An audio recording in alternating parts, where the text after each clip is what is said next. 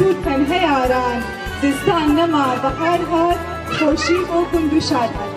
سڵاو و ڕێز و خۆشەویستی ئاراستەی هەموو منداڵانی خۆشەویست کە لێرە ئامادەن زۆر سپاس بۆ ئامادەبوونتان. ساڵی نوێتان پیرۆز بێت. وەرن منداڵان زستان تەواوە. خاتوو نەورۆز لێرە وەستاوە بۆ پیرۆزبایی جژنی سەری ساڵ. ماڵە و ماڵ بکەین بە پشتێن و شاڵ. شەو بەراتێ شەو بەراتێ خوا فڕووکی ژێدیکەتان باتێ. خۆی فەرهەنگی و هونەری هۆژینەوە وەکو بنکەیەکی فەرهەنگی دیارە ئەمساڵیش بە نۆرۆزانەیەکی ناقابلەوە لە خزمەتان دەین بە کتێبی کوردی چیرۆک و شێعری کوردی. ئێمە وەکو بنکە مەدەنی و فەرهەنگی و کولتوریەکان و هەروەها ئێوە وەکو بنەماڵەکان گرنگی بدەین بە زانست و دانش و علم و زانینی منداڵەکانمان لە هەنگاوی یەکەمدا. لە هەنگاوی دووەمیشدا ئەوەیە کە ئێمە ئەو گرنگیە بە زمانی دایکی خۆمان بە پەروەردەی منداڵانمان بە زمانی دایکی خۆمان بە کولتوری خۆمان بە فەرهەنگی خۆمان. مەسئلەیە کە ئێمە لەگەڵ ڕوبەڕووی مەسئلەی فەرهەنگیە. مەسئلەی ئەوەیە کە ئێمە لە فەرهەنگی خۆمانە چۆن سەیری مناڵەکەین، چۆن سەیری ئەو بابەتانەکەین کە مناڵ پێویستێتی، چۆن سەیری وەزعەکەین کە مناڵ لە دوا ڕۆژی ئێمە ئەبێتی دەورێکی ببێت لە کۆمەڵگا. واقعبینیە کە هەمانی نسبەت بە وەزعەکە دەستمان خۆسە سەر دووسێ مەسئلەی چکۆنە کە لە حەوزەی فەرهەنگ بۆ مناڵان، حەوزەی زمان بۆ مناڵان، حەوزەی کاروباری هونەری بۆ مناڵان خۆی ئەبینێتەوە.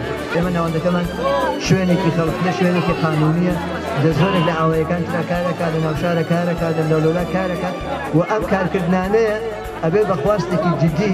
بەس بۆ ئێمە ڕابوون و سەرهەڵدانەوەیە.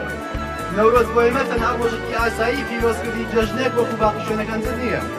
بۆ ئێمە زۆرێک واتای هەیە بەرەبەرەی نەورۆزە بۆ پیرۆزکردی نەورۆز و هەروەها لەگەڵ نەورۆزە هەندێک کتێبمان هێناوە کە پێشکەشی ئەو مناڵە خنجیلانێنە هەندێک کاروبارمان لە بواری زمانی کوردی و فەرهەنگی کوردی خەریکی بەڕێوەیە بین کە یەکێ لە گرنگترین ئەو کارانە باسی فێرکردنی زمانی کوردیە بە تایبەت بۆ مناڵان کە چینی بنەما و خوارەوەی کۆمەڵگان بۆی کە بە زمانی دایکی خۆیان وردە و دەڕابێن و ئەو نامەبوونەکە لە مەدرسە لەگەڵ فێربوون زمان فارسیە هەستیان ئێمە بتوانین بە زۆرێک قەرەبووی کەینەوە و نەیەڵی زمانەکەمان لە ناو بچێت. با مناڵەکانمان لەمە زیاتر دوانەکەون ئەو شانەکە سپیرۆزە پێیان بکەین.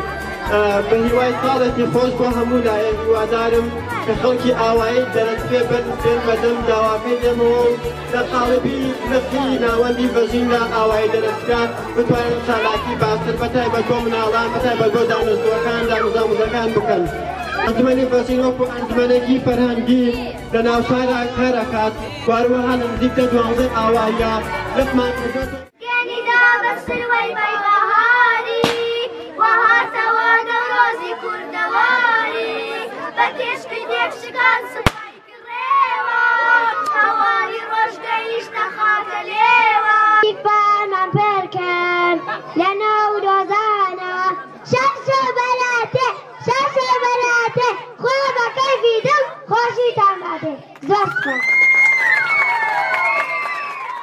چاوی دێمانە دارەکەی لا تەنگانە حەیفە بێتاوێرانە ئاوی کاوسەرە خاکی گاوهەرە. جەژنی کوردستانە جەژنی نەورۆزە بە تیشکی ئاگر دەنووسم جەژنە پیرۆزە. چاوکی ئاگر هێز و گەرمە باوەڕی بەرزی کوردستان گەواڵان هەڵ بنێژێن هەموو بەسمی جەژنی پێ بسپێرن.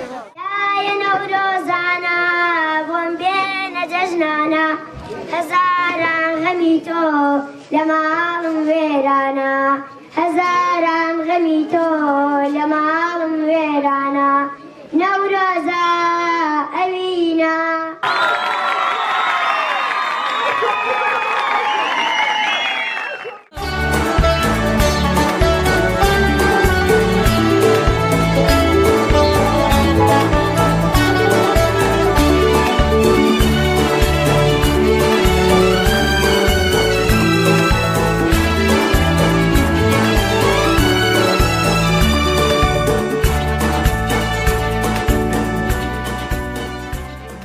بەناوی خوا ئەمڕۆ بەدڵێکی خۆشەوە ناوەندی ڤەژین هاتن بۆ پیرۆزبایی جەژن لە ئێمە چەندەها دیاری وەخەڵاتی جوانیان بە ئێمەدا. ئەمڕۆ ناوەندی ڤەژین هات بۆ دێکەی ئێمە ناوی گەزەکوێرەیە لێرە بازی جەژنانە و شتیان پێداین کتێب و داستانی جوان دایان پێمان و ئێمەش فرە خۆشحاڵین کە هاتوون بۆ دێکەی ئێمە پیرۆزبایان لە یەکەم. ئێمڕۆ لە گوندی حەسەناوڵە هینە بەرنامەیە لەلایەن ناوەندی فەرهەنگی هونەری ڤەژینەوە بەڕێوە چووە خەڵاتی زۆر خاصیشیان پێشکەش منداڵان کرد. وە خەڵاتەکەی ئیمڕۆیشمان کە لە تەرەف ناوەندی فەرهەنگی ڤەژینەوە بووە کتێوێ کوردی بوو کە مناڵەکان زۆر حەزیان پێ کرد. سرۆدمان خوێندەوە مەسەڵەتێنەمان بوو هەڵپەڕین زۆر بەرنامەیەکی خۆش.